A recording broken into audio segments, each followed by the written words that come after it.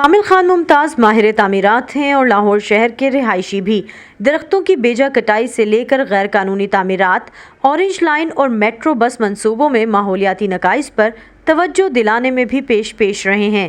وہ اب Lahore master plan 2050 تیار کرنے والی ٹیم میں شامل ہوئے ہیں اور انہیں خوشی ہے کہ پہلی بار شہر کی منصوبہ بندی میں شہریوں کی رائے بھی لی گئی ہے۔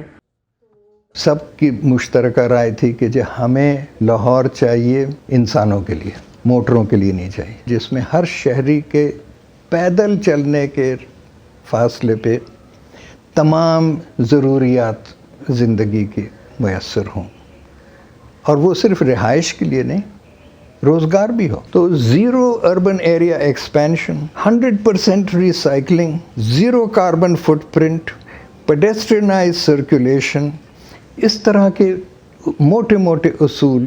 اعداد و شمار کے مطابق لاہور میں فی مربع کلومیٹر رقبے پر اوسطاً 14,232 افراد رہائش پذیر ہیں۔ پانی کی بڑھتی ضرورت کی وجہ سے شہر میں زیر زمین پانی کی سطح میں کمی ہو رہی ہے۔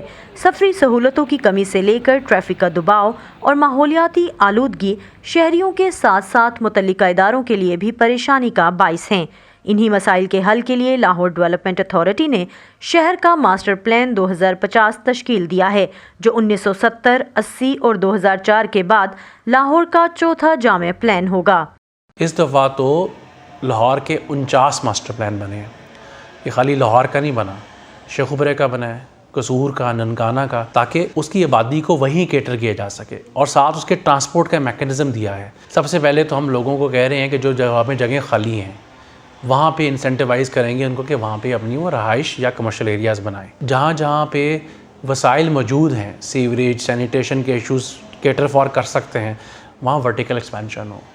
ماہرین کہتے ہیں کہ جس طرح لاہور شہر پھیلا ہے، اس میں منصوبہ بندی نہ ہونے کے برابر ہے، جبکہ کسی شہر کی ترقی منصوبہ بندی کے بغیر ممکن نہیں۔ جو ماسٹر پلانز ہوتے ہیں، گائیڈ لائن ہوتی ہیں کہ جو کہ فنڈامنٹلز طے کرتے ہیں کہ وہ شہر کیسے گرو کرے گا۔ ہر شہر انڈیپینڈنٹ حیثیت نہیں رکھتا، وہ ایک لارجر ریجنل سسٹم کا حصہ ہوتا ہے۔ تو وہ شہر کیسے دوسرے شہروں کا خیال رکھے گا اور کیسے دوسرے شہروں کی سروسز کو اپنے شہریوں کے لیے بہتر طور پر یوٹیلائز کرے گا، اور کیسے وہ اپنی سروسز دوسرے شہروں کو پرووائڈ کرے گا۔ اس منصوبے کے مطابق 2030 تک نئی رہائشی اسکیموں کی اجازت نہیں دی جائے گی اور گرین ایریاز اور زرعی اراضی کا تحفظ یقینی بنایا جائے گا۔ زیر زمین پانی کو محفوظ بنانے اور بارش کے پانی کو استعمال کرنے کے منصوبے بھی پلان کا حصہ ہوں گے۔ نئے صنعتی زونز اور کھیلوں کے میدان جیسی سہولتیں بھی ممکن بنائی جائیں گی، لیکن ان تمام منصوبوں پر عمل شاید اتنا آسان نہ ہو۔